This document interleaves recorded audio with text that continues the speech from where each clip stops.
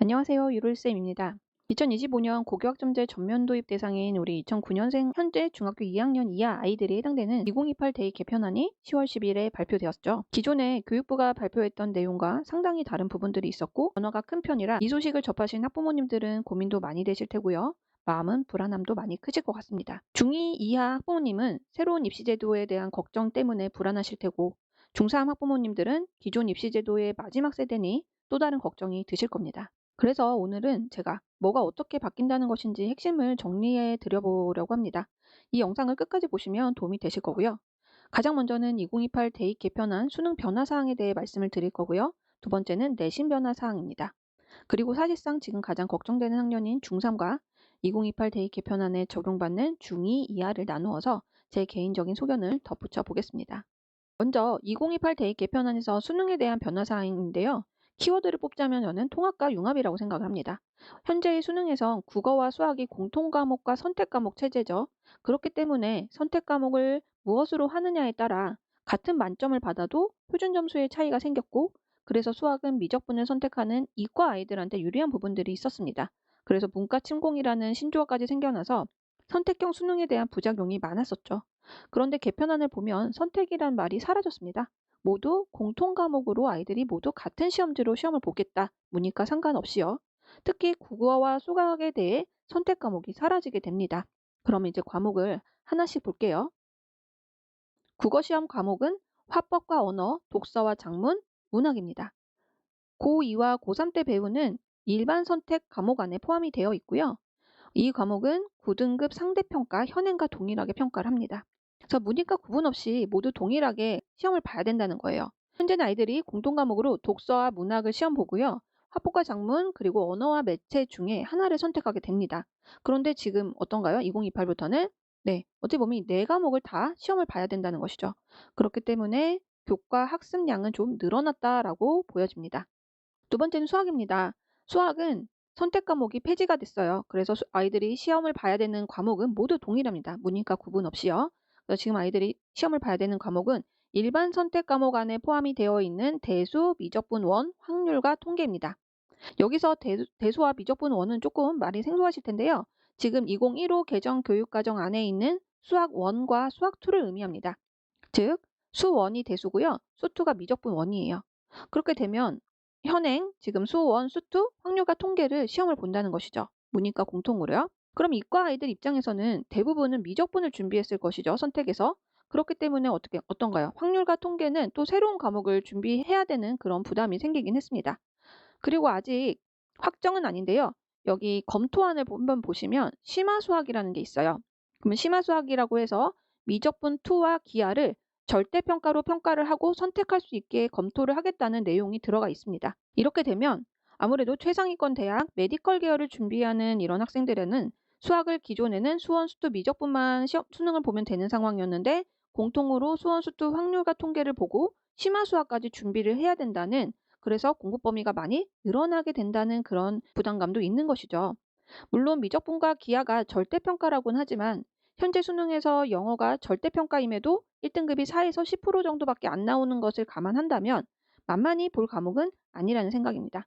그래서 이 부분은 아직 확정은 아닙니다. 그렇기 때문에 일단 11월 공청회까지 가보고 도입이 되는지 지켜봐야 될 것 같습니다. 다음은 영어 한국사인데요. 영어 한국사는 지금 현행과 동일하고요. 절대평가를 하고 변화가 거의 없습니다. 그래서 중학교 때까지는 영어를 준비해서 어느 정도 고등을 올라가자, 이런 기조는 유지될 것으로 예상이 됩니다. 다음은 탐구 과목인데 이 탐구 과목에 가장 큰 변화가 생겼죠. 현재는 과학에서 8과목, 사회에서 9과목, 총 17개 과목에서 2과목을 고르는 형태였는데 앞으로는 고1에 배우는 통합사회 1, 통합사회 2, 그리고 통합과학 1, 통합과학 2, 이 1, 2는 1학기, 2학기 때 배우는 걸 뜻합니다. 그래서 통합사회와 통합과학을 문이과 상관없이 같은 과목을 시험 보는 것으로 바뀌었습니다. 우리 부모님 세대는 아마 아실 텐데요. 6차 교육과정이 바로 문이과 모두 공통과학과 공통사회를 보던 시절이 있었죠. 그때랑 학습 범위는 다르긴 하지만 문이과가 공통으로 이 시험을, 사회와 과학을 다 봐야 된다라는 것은 같습니다. 그래서 뼛속까지 문과여도 과학 시험을 봐야 되고요. 뼛속까지 이과여도 사회 시험을 봐야 된다는 것이죠. 그럼 이제 혹자는 어떻게 고1 때 배우는 통합사회 통합과학을 수능으로 볼 수가 있느냐. 그럼 너무 이게 쉬운 시험이 될 수 있지 않느냐. 이렇게 또 생각하시는 분들도 있으실 것 같아요. 그래서 만약 이 고1에 배운다고 해서 통합과학과 통합사회가 과연 만만한 시험일까? 보도 자료를 찾아보면요. 거기 들어가 있는 용어 중에 융합적 사고력을 키울 수 있다. 이런 통합적인 내용으로 출제를 하겠다라는 내용이 상당히 많이 들어가 있습니다. 그래서 융합적 사고력을 강조하고 있다는 걸 알 수가 있죠.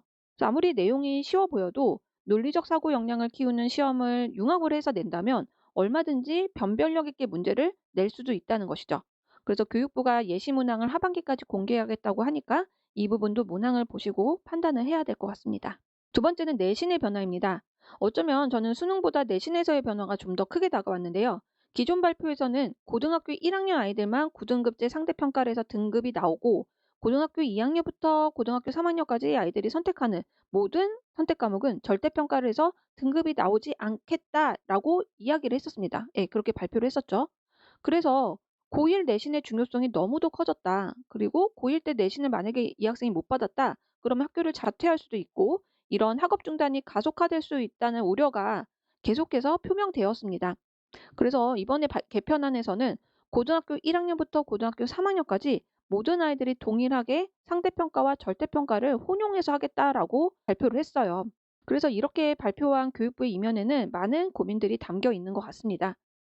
사실 기존 발표에서 고2부터는 등급이 나오지 않기 때문에 고1 등급을 잘 받아야 된다는 부담감이 우리 아이들이 매우 큰 것도 사실이었고요.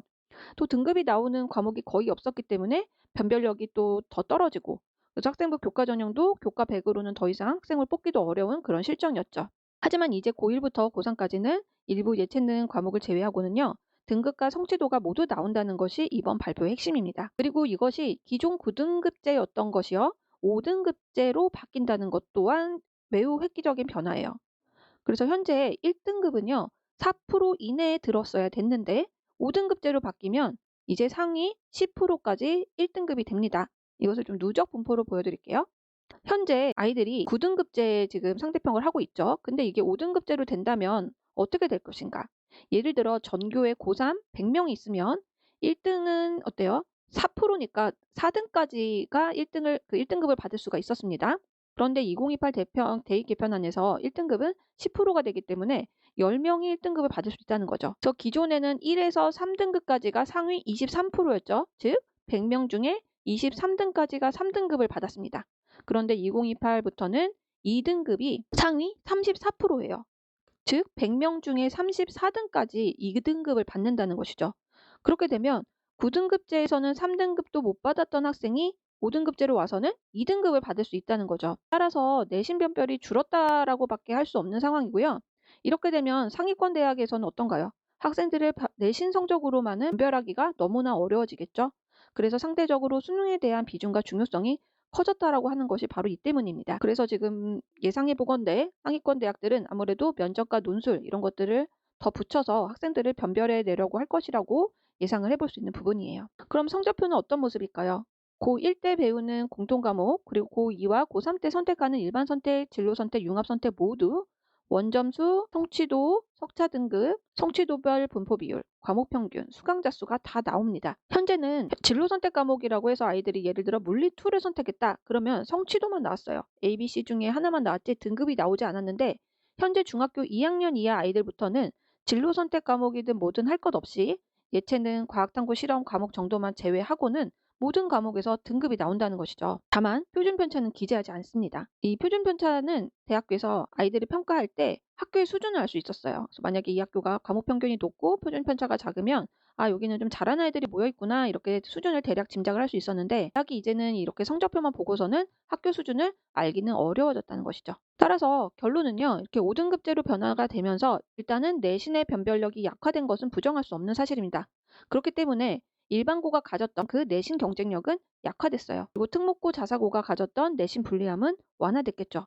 그래서 그렇다고 무조건 특목고 자사고가 유리해 이렇게 맹목적으로 받아들이시기보다는요. 우리 아이의 성향 그리고 특목고 가서도 우리 아이가 잘해낼 아이인지 이런 여러 가지를 따져보고 고민하신 후 선택을 하셨으면 합니다. 현재 중학교 3학년 아이들은 어때요?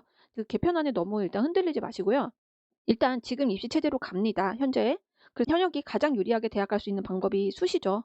나는 수시로 대학 간다. 이 마음 먹으시고 수능 최저 준비까지 병행해서 두 마리 토끼를 잡겠다는 생각을 가져야 됩니다. 아이가 일반고에 가서도 고등급제 내신에서 최대한 내신 등급 잘 받고요. 세특 비교과 관리 잘하고 거기에 수능 최저 전략적으로 맞추는 방법으로 가야 된다는 것이죠. 절대 재수는 없다고 생각을 하셔야 되고요. 현재 중학교 2학년 이하부터는 특목고 자사고도 내신 5등급제가 되기 때문에 내가 상위 4%는 불안하지만 10% 내에는 어느 정도 내가 들 자신이 있다. 그리고 나는 좀 적극적인 성향이고 잘하는 아이들 사이에 있어도 그렇게 주눅들지 않는다 하면 특목고 자사고를 준비하는 것도 좋은 전략이라고 생각합니다. 그리고 앞으로 일반고는 살아남기 위해 더욱더 경쟁을 해야 되는 상황이에요. 결국 아이들이 선택하는 학교는 내 학생부 관리를 잘해주고 다양한 프로그램도 개설되어 있고 다양한 교과목을 개설한 그런 일반고이기 때문에 그래서 일반고도 살아남기 위한 이런 경쟁을 해서 옥석이 가려질 것이다 라고 보고 있습니다. 앞으로는 내신에 대해서 논술형 평가가 확대될 것이다 라고 예고를 하고 있죠. 그래서 이 부분은 물론 공정성 문제와 이어질 수밖에 없는 그런 부분인데 일단 교육부는 교사 연수, 국가 수준 평가 기준 이런 걸 마련해서 교육부가 여러 가지 대책들을 마련하고 있다고 해요. 그래서 앞으로는 오지선다형 객관식보다는 서논술형 평가의 비중이 높아질 것이다 라는 것을 알고 대비를 하셔야 될 것 같습니다. 정리해 보겠습니다. 일단 중3은 무조건 한 번에 대학 간다는 생각, 무조건 현역으로 대학 간다는 생각, 그래서 지금부터 내가 고등학생이다 라는 마음으로 공부를 하고 준비를 해야 될 것 같고요. 물론 재수를 할 수 있습니다. 재수를 하려면 할 수도 있지만 어떤가요? 내신 체계도 5등급제로 바뀌고 수능도 바뀌기 때문에 쉽지는 않아 보인다는 거죠. 따라서 무조건 한 번에 대학 간다는 마음가짐이 필요할 것 같고요. 중2 이하부터는 2028 대입 개편안은 나의 입시다. 이것은 나의 개편안이다. 이렇게 받아들이시고 덤덤하게 맞춰서 준비를 하시면 됩니다. 그리고 내신 등급제에 대한 부담은 9등급제보다는 확실히 줄어들었어요. 그래서 자사고, 특목고 갈 역량이 된다면 준비하시고 일반고도 마찬가지로 10% 이내에 들면 1등급을 받을 수 있기 때문에 한번 해볼만 하다는 것입니다. 그래서 등급 잘 받고 원하는 진로와 적성 잘 찾아서 탐구활동 열심히 하고 선생님께 이쁨 받고 학생부 세특 관리 잘하면 학종으로도 얼마든지 갈 수 있겠죠.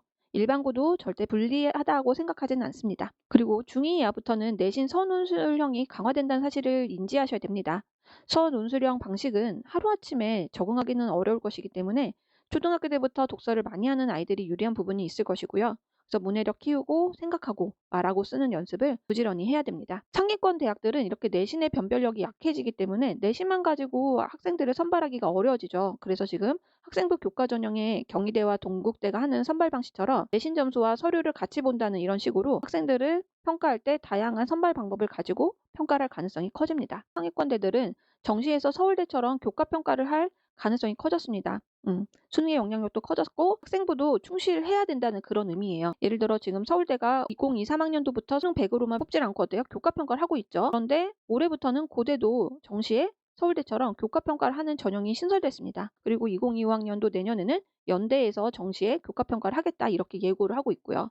그렇기 때문에 이런 부분들을 잘 유념해 주시고 학교 생활이 기본적으로 충실해야 된다. 그리고 학생부 관리, 세특 관리는 잘 해놔야 된다. 이거는 기억을 하시기 바랍니다. 근데 이 부분은요. 입시가 바뀐다고 하더라도 현재도 이렇게 아이들이 수능과 내신 두 마리 토끼를 잡아야 되는 상황은 마찬가지예요. 그러니까 이런 본질은 변하지 않는다는 겁니다. 입시가 아무리 바뀌어도요. 국영수 잘하는 아이가 원하는 대학에 못 갈 가능성은 적다는 거고요. 지금 우리 아이가 초등학생이라면 다양한 분야의 독서, 글쓰기, 그리고 엄마표 영어 많이들 하시죠. 그리고 중학교 올라가기 전까지 공부 습관을 만들어주는 것 계속 하던 대로, 하시던 대로 잘 하시면 됩니다. 지금처럼요. 중학교 1학년, 2학년이라면 내 아이가 지금 현재 무엇을 잘하고 어떤 걸 좋아하는지 진로에 대한 고민이 필요합니다. 왜냐하면 이제 고교학점제 전면 시행 대상이죠. 우리 아이들은. 그러면 지금보다 선택 과목을 선택하는 범위가 더 넓어져요. 지금은 일반 선택과 진로 선택밖에 없는데 융합 선택이라는 과목이 더 들어오죠. 그렇기 때문에 정말 과목 선택을 잘 해야 됩니다. 진로에 맞춰서. 그렇기 때문에 중학교 때 진로에 대한 고민이 반드시 필요하다라는 거고요.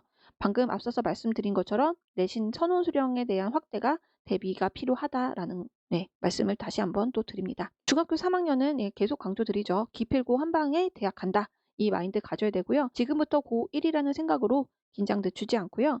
지금 현재 체제로 대학 갈 수 있으니까 어떻게 보면은 예측 가능한 입시입니다. 그렇기 때문에 너무 불안해하지 마시고 하던 대로 하루하루 꾸준히 쌓아 나가면 분명히 반드시 잘 해낼 거라 믿습니다. 그래서 이렇게 혼란한 상황 속에 불안한 마음이 가장 클 거예요. 이럴 때일수록 중심을 잡고 그럼 내 아이는 어디에 해당되고 어디에 집중을 하면 되는 것인지 정확히 파악을 하시면 좋겠습니다. 우리 아이가 뭘 잘하는 아이고 미래 시대를 살아갈 우리 아이가 대체 불가능한 영역은 무엇일지에 대한 고민이 우선되었으면 좋겠어요. 그게 바로 진로겠죠. 저도 초등학생 우리 아이 키우면서 이런저런 이야기 들을 때마다 갑자기 불안해지고 마음이 급해지기도 해요. 그럴 때마다 가장 우선순위가 무엇인지를 고민하고 중심을 잡으려고 노력을 하고 있습니다. 이렇게 수많은 정보의 홍수 속에 파묻히지 마시고요.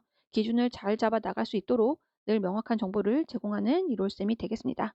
오늘도 긴 영상 시청해 주셔서 감사합니다.